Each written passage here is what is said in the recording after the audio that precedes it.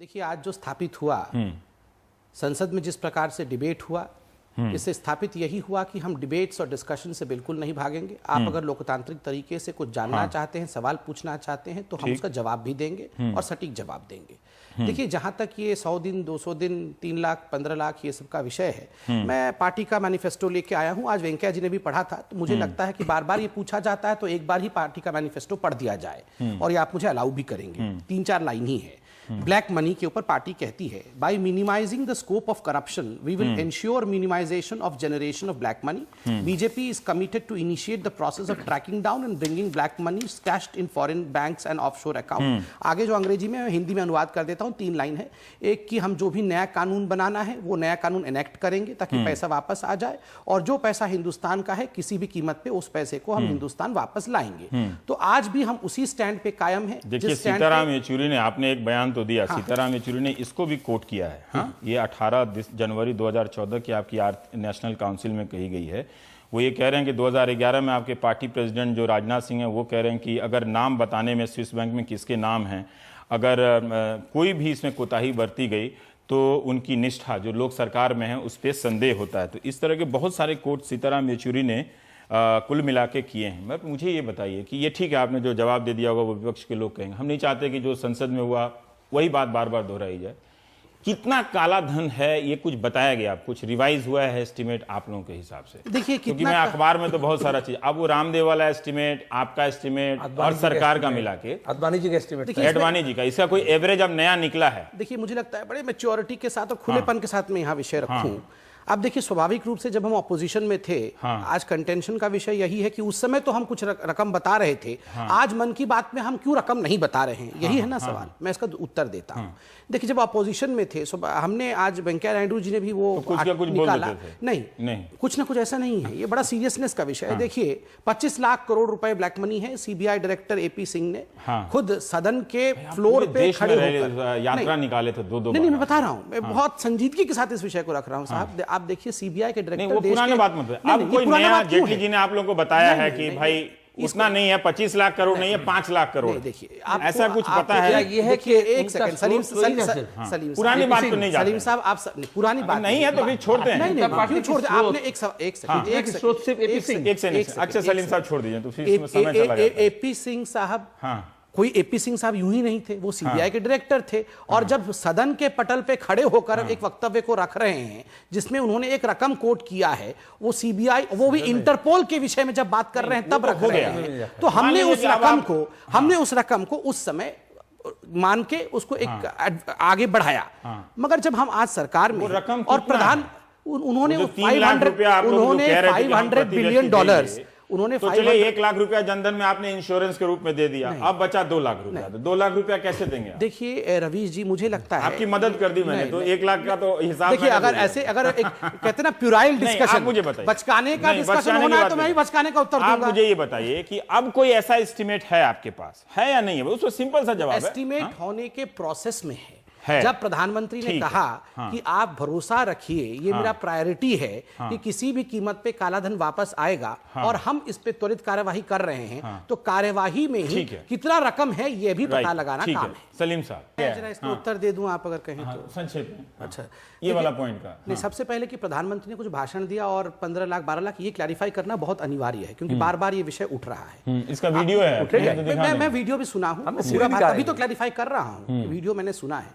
प्रधानमंत्री ने एक आकलन बनाया, जो मैंने अभी रकम रखा था उस पर एक आकलन बनाया कि इस पे बहुत सारी चिंताएं की गई है। तो क्यों बनाया? उन्होंने एक डायरेक्टर के बाद एक सेकेंड, इतना रकम है, अगर स्वाभाविक रूप से इतना रकम है तो क्या ये रकम हिंदुस्तान वापस नहीं आना चाहिए?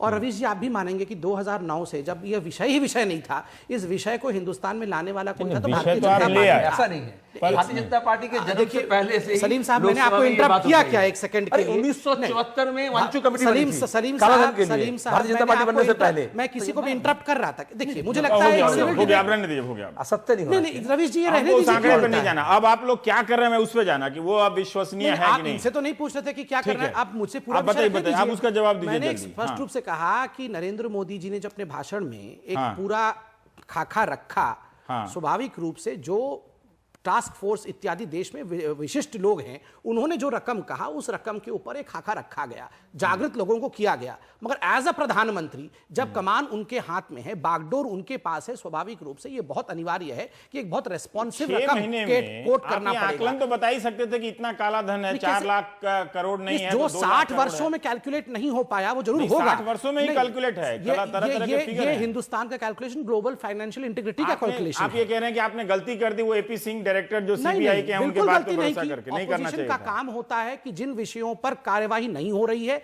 जिन विषयों पे पब्लिक मूड है, उसको जागृत करके पब्लिक में जागरण करना। पुण्य एक कदम गिना दीजिए, बाकी छोड़ दीजिए। एक कदम गिना दीजिए कि जिसमें काला धन इतना है और लाने के लिए तैयारी हो रही है। देखिए, पहली बात है 2.5 वर्षों तक सरकार सुप्रीम कोर्ट की बात को नहीं मान रही थी, रिव्यू पिटीशन तक डाल रही है, इसलिए उनको 44 सीट आई और आप तो 100 दिन में करने वाला था, इसलिए आप एक सेकंड 2.5 वर्षों तक नहीं कर रहे थे, रिव्यू पिटीशन कर रहे थे, 2.5 दिनों में हमने एसआईटी बनाया। दूसरा महत्वपूर्ण कदम, जो सबसे महत्वपूर्ण मैं मानता हूं, इतने वर्षों तक a reluctant country Switzerland time bound information देने से बिल्कुल इनकार कर रही वो देखिए, वो समझौते में जेटली साहब ये भी बता रहे हैं कि जब हम एविडेंस देंगे तो वो कुछ बताएंगे, है ना? ये जो 600 ऑटोमेटिक वाला उसमें बाद में आपको समझना पड़ेगा। हम एविडेंस क्या देखिए, जब मेरी बोलने की बारी आती है सब बीच में आ जाते हैं, तब सच्चाई को रोकने का प्रयास। नहीं, सच्चाई क्यों बोलने दीजिए, सच्चाई अगर है तो सिर्फ और सिर्फ आपके साथ। मुझे बिल्कुल मेरे साथ है सच्चाई, इसीलिए मैं बिल्कुल बोलना चाहता हूँ।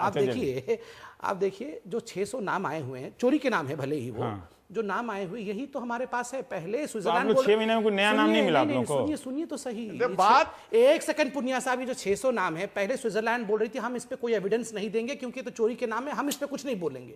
सरकार ने जो दखल उठाया है, कदम लिया है, ट्रीटी साइन किया, उसके कारण स्विट्जरलैंड बोल रही है आप नाम दीजिए, इस पर हम एविडेंस देंगे आपको जो हमारे देश में है। ये कितना बड़ा अचीवमेंट है, ये मानिए। और कानूनी कार्रवाई, इसके अलावा भी तो कोई केस आपने किया होगा ना? 6 महीने में 60 वर्ष का काम कर रहे हैं, कोई केस तो किसी को तो पकड़ा होगा। यही बता देते कि इसे 627 के अलावा भी आपने किसी को पकड़ा है। 627 के अलावा भी इसी के लिए तो संधि साइन किए जा रहे हैं। नहीं, सरकार की विदेश नीति चल रही है पाकिस्तान के मामले में, किसी भी मामले में हो, चाहे पाकिस्तान का हो चाहे किसी और देश के मामले में हो, उसमें किसी का भी इंटरफेरेंस नहीं है। और इसीलिए आज खुद आप देखिए, माननीय दत्तात्रेय जी ने बार बार कहा कि ये समन्वय है, ये समीक्षा नहीं है, ये अप्रेजल नहीं। इसीलिए मैं बोल रहा हूं, पाकिस्तान पे कहा, उन्होंने पाकिस्तान पे कहा, उसका अर्थ ये नहीं है उन्होंने पाकिस्तान नया लाइन है। आपको नहीं लगता है तो आप कह सकते हैं कि नहीं। मैं इसलिए कह रहा था क्योंकि आपका प्रश्न था कि क्या फॉरेन पॉलिसी के ऊपर किसी प्रकार से कोई बदलाव आने वाला है। इसमें कहीं ना कहीं जो पॉइंटिंग था वो इस और था कि क्या इन्फ्लुएंस में बदलाव आने वाला है। तो मैं इसलिए कह रहा था कि ये समीक्षा नहीं था, ये समन्वय था। और समन्वय में डिस्कस होता है, कोऑर्डिनेट होता है, उसमें ट्विकिंग नहीं होता है, बदलाव करने का प्रयास नहीं। दत्तात्रेय जी के कहे के अनुसार जो भारत पाकिस्तान का झगड़ा है वो भाई भाइयों जैसा वाला झगड़ा है जो हमारे गाँव में होता है, जो हमारे भाइयों के बीच होता रहता है रूटीन में। देखिए, गांव में आपके भाइयों के बीच जो लड़ाई होता है वो कई स्तर का होता है। और जमीन का झगड़ा में दोनों में अंतर नहीं, वो जमीन का जो झगड़ा होता है हम बचपन में पढ़ते थे, एक बड़ा फेमस चैप्टर भी था जिसमें भाई भाई में खून भी हो जाता था। गर्दन का कितने कितने जनरेशन तक खून होता रहा, कितने कितने जनरेशन तक खत्म होता रहा जनरेशंस, वो भी हमने देखा। क्या एक नया माहौल बना रहे हैं? क्या संघ नया माहौल बना रहा है कि जिसमें आप इस तरह के चुनाव वाले दबाव से मुक्त हो जाएं, गिरिराज प्रेशर से या शाहनवाज प्रेशर से या फिर जो और सांसद है उन दबावों से मुक्त होकर पहल करें? मुझे ऐसा लग रहा है कि जो ऊपर में करके आए थे, ये तो आप एक बातचीत होने वाली है, इतना हंगामा होता है कि वो बातचीत पूरी टूट जाती है। मैं तो समर्थक हूँ बातचीत का, मैं उस लिहाज से पूछ रहा हूँ। ये तो आप सरकाज़म में पूछ रहे हैं, मगर इसका अगर तथ्य में जाएं, बातचीत का समर्थक कौन नहीं है आप बताइए? हमेशा ही बातचीत की पैरोकारी भाई आ गए। पहले ये था कि आतंकवाद जब तक नहीं बंद करता है, भाई पे भी पहुंचूंगा। आप मुझे 2-4 लाइन कह दो दीजिए। आतंकवाद छोड़ के सांस्कृतिक संबंधों का याद आया तो ये अच्छी बात है, मतलब मैं नहीं कह रहा हूं, लेकिन आप स्वीकार नहीं कर रहे हैं। मैं इसका उत्तर देता हूं, आप अगर अलाउ करेंगे थोड़ी देर मुझे बोलने के लिए। नंबर 1, प्रधानमंत्री ने भी खुद कहा है, अभी देखिए यूएई के स्पीच में, कि वार्तालाप ही एकमात्र उपाय है, उसके बिना कोई और उपाय नहीं है। बातचीत तो करनी पड़ेगी हर जगह, मगर बातचीत करने के भी तरीके होते हैं। Talks and terrors will never go together, ये हमेशा से ही हमने कहा है। और आप देखिए आज भी बातचीत के लिए पहल हमारी तरफ से ज्यादा थी।